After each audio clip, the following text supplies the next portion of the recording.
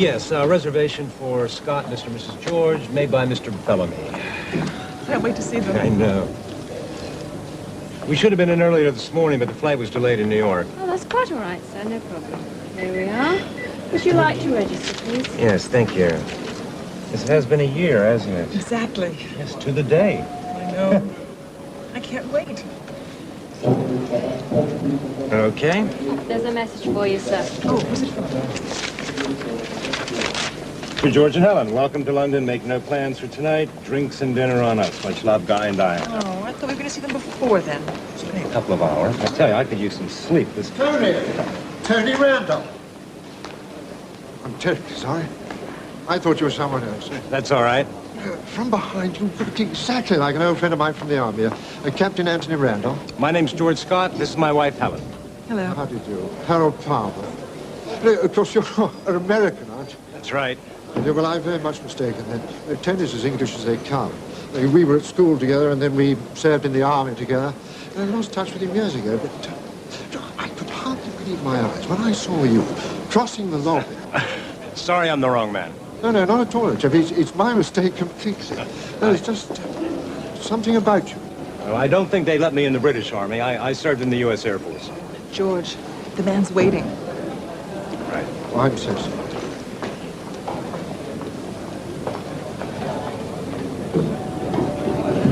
Wherever you are, Tony, I've just seen you on double. All right. Once upon a time, there was a very dashing and handsome young man, an officer in the army. What was his name? Let me see now. His name was Captain Randolph. I'll get it.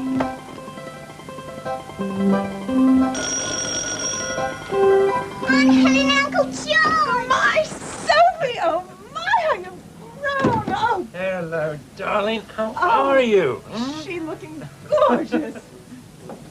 Hi, I'll be right with you. Take your time. This is Gita. Hello, Gita. Hello, Gita. Gita's telling me a story. Really? Rather Sophie's telling the story with the help of the cards. How do you do that? Well, Sophie lays out the cards one by one into the different piles, and then one by one she turns them over. I merely interpret the story that is revealed. Very interesting, huh? This one is about an officer in the army. Here I am. Hi, George. Good evening. And don't you look beautiful? Thank you, good sir.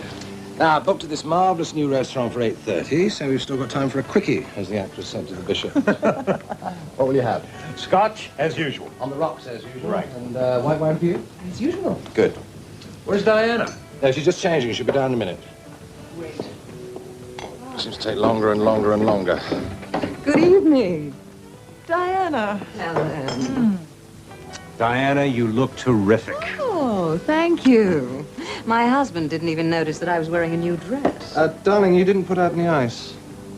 Sorry. I'll go and get some now. Here, let me help. And he's serving as an officer in the India Lancers. A long, long time ago in India, when Queen Victoria was still on the throne.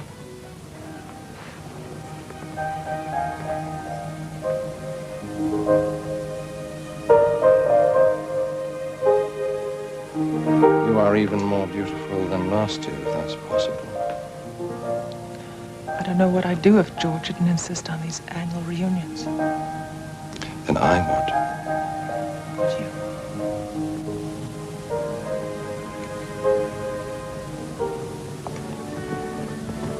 Here we are. The Iceman cometh. It's a barbaric American way of ruining good whiskey. Come on, bartender, snap it up.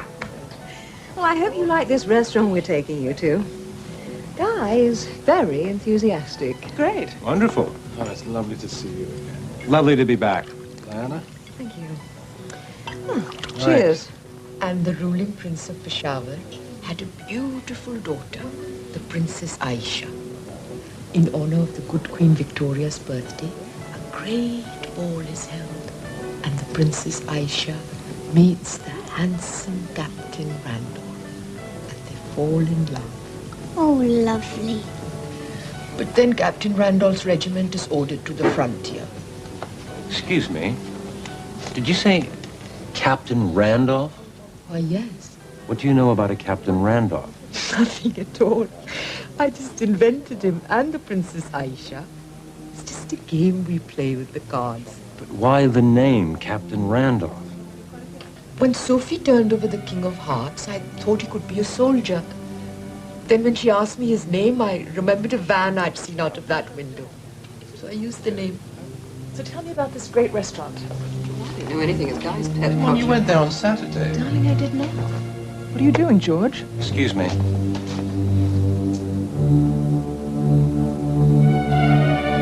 George? I'm sorry.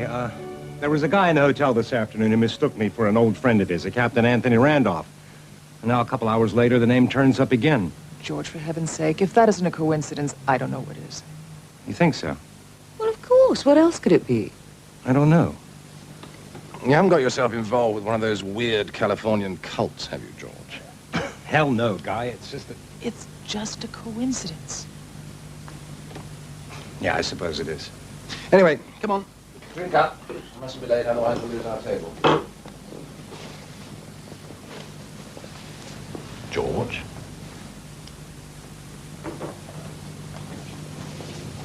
Gita, we should be back by about midnight. Yes, enjoy yourselves. Good night, darling. Good night. Sleep well. Good night. Good night, Angel. Night. Good night. Sleep tight. Enjoy yourselves. Thank you. Time for bed now, Sophie. One more card.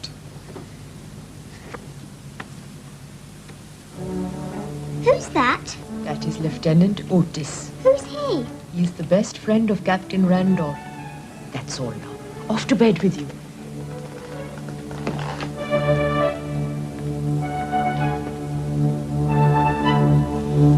Wonderful, wonderful restaurant. I recommend it highly. I even give it 4 belches. What time did you say we'd meet them tomorrow? I remember exactly. 11:30 at Windsor. And 1 o'clock for lunch. Well, You're drunk. not at all. There's just too many beets in the borscht. Our system's not used to borscht. The officer's mess where I first met George, they never had borscht. NATO had rules about borscht. 2 Russians. Hungarian goulash. It's okay, but borscht, Just throw those trousers over the chair. You can hardly stand up. never. It's good military training. Always fold trousers before getting into bed. Ow! Ah! What's the matter? Damn keyring fell out of my pocket, almost broke my toe. That damn keyring falls out of your pocket every time you take your trousers off. It's driving me mad. You're going to lose that thing one day. Never lose it. Present from George to his best friend, Guy.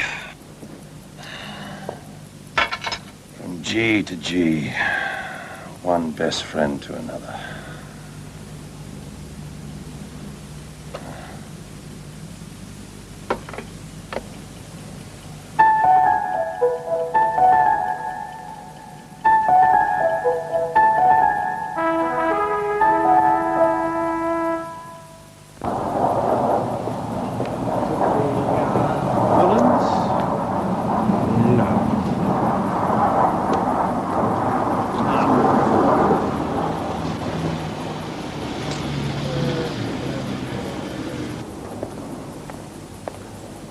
No, I'm afraid that's not right either. But too big, too small, too wide, too narrow. I don't know, it's just... Well, it's not quite what I had in mind. I've just the picture for you over here. You're being very kind to me and terribly patient. It's a pleasure.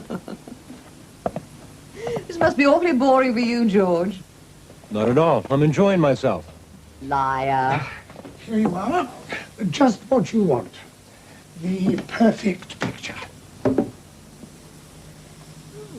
rather nice. Oh, hello there.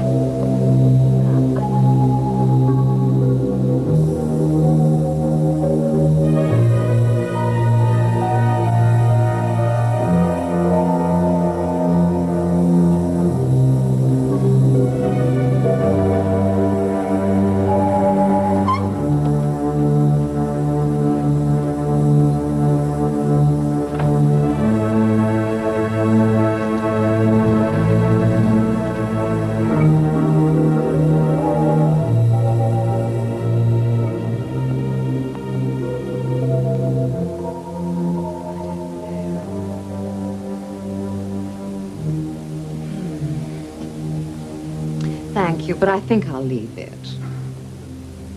Did you find something interesting? Yes, I did. I'll have this book, please. Thank you.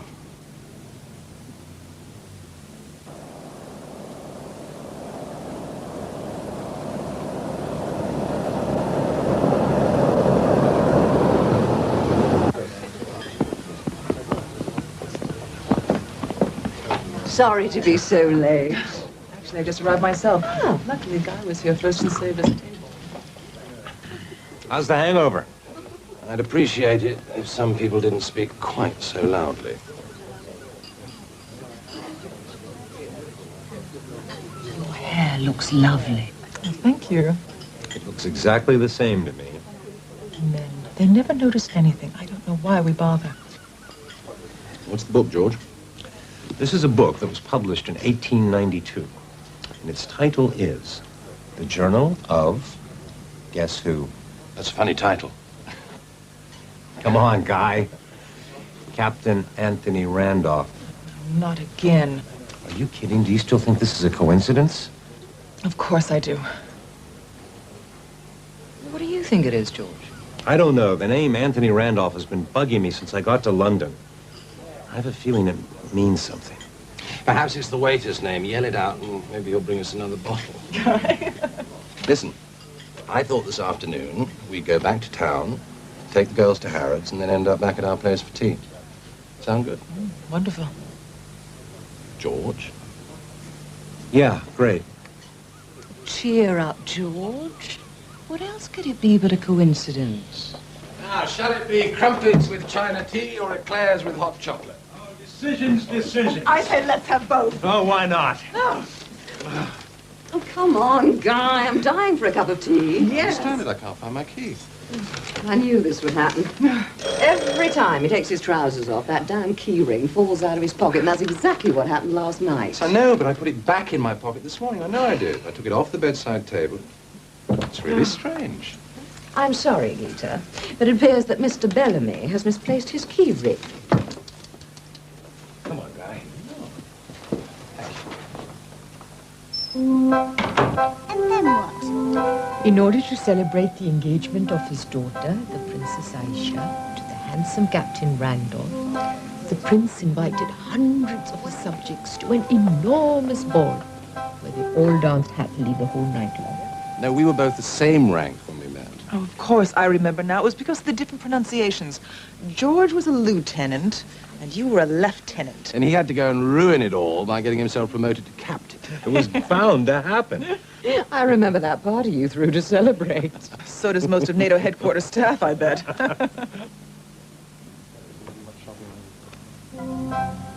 After the ball ends, Captain Randolph strolls through the perfumed gardens. He hears a noise behind a tamarind tree. When he investigates, he discovers Aisha, his betrothed, in the arms of Lieutenant Otis, his best friend. The two officers confront each other. Captain Randolph challenges his friend to a duel. Otis accepts. A frantic Aisha rushes to find someone to stop them. A shot rings out. Aisha is too late. Captain Randolph has been killed by his best friend. That's quite enough of that, thank you, Gita. How dare you say such terrible things to Sophie? I'm sorry. I don't know what came over me. It was as if,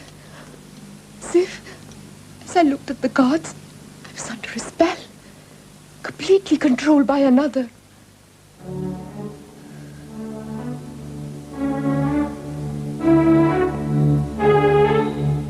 It's just a coincidence. This is getting weird. Oh, George. It's like someone is trying to communicate with me, trying to tell me something. Communicate from where? Who? Some aliens from outer space? I don't know. You're just jet-lagged. No, I'm not jet-lagged.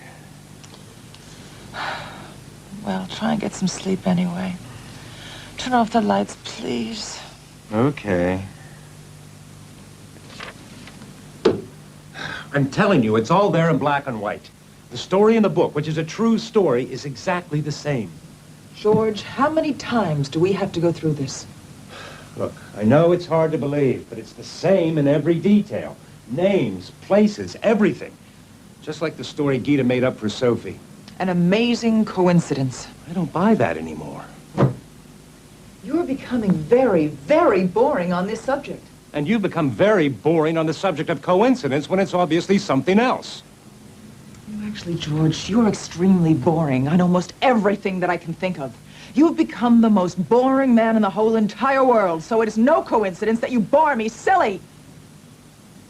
Where are you going? Well, since it wasn't written in the journal of Captain Anthony Randolph, it has no doubt slipped your mind that we're meeting Guy and Diane in the pub before lunch.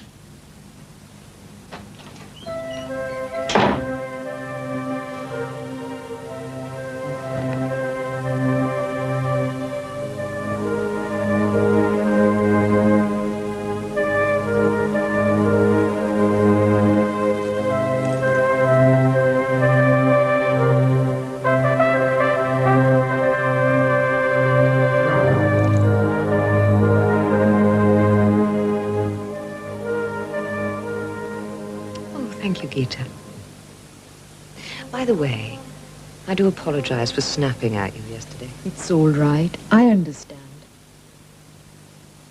Tell me, what do you think about this Captain Randolph business? I don't know. But in some parts of my country, it is believed that if someone is murdered, their spirit cannot find peace until they have revenged themselves on the reincarnated spirit of the one who killed them. You mean to tell me that the spirit of Captain Randolph is wandering around, trying to kill the spirit of Lieutenant Otis? Perhaps it is so. I've never heard such nonsense in my life. To think that in this day and age, such silly superstitions can still be believed.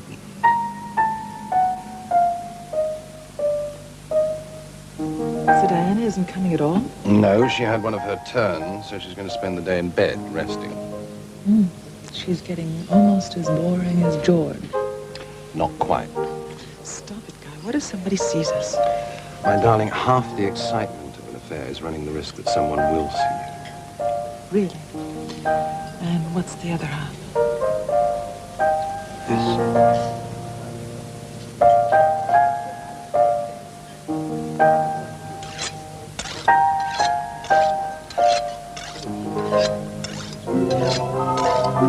Boring man. Black and white and white and white. Anthony Randolph.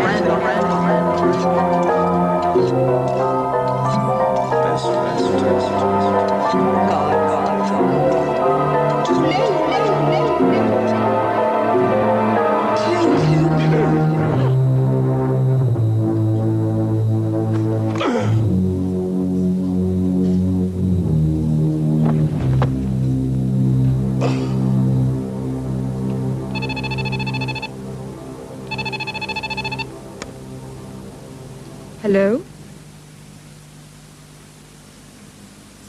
It's the police.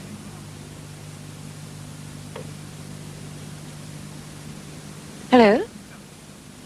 Yes, Inspector, this is Mrs. Bellamy speaking.